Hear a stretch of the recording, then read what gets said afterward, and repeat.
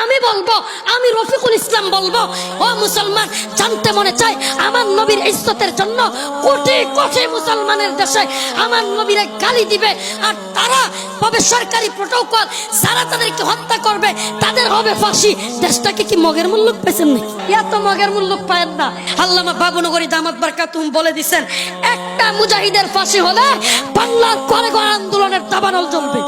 তোমরা যারা আমাদেরকে বিভিন্ন হুমকি দমকি দাও, বিভিন্ন ধরনের খুন করে ফেলবা, গান মটকায় ফেলবা, এই করবা সেই করবা, বুড়িগঙ্গায় ফাঁসিয়ে দিবা, বড় বড় কথা বলো, আমরা তোমাদেরকে বলতে চাই, এই মুসলমান, তুই যদি মুসলমান হয়ে থাকিস, এক বাপের বেটা হয়ে থাকিস, এত বড় বড় কথা চিপাই চাপাই না বইলা পারলে আল্লামা মামুনুল হক যখন বাইতুল মুকাররমের উত্তর গেটে বক্তব্য দেয়, মুফতি ফয়জুল করিম যখন বাইতুল মুকাররমে বক্তব্য দেয়, পারলে ওখানে আয়েশা গান মটকানোর কথা বইলা দেখিস, তোর বর্তা খুঁজে পাওয়া যাবে।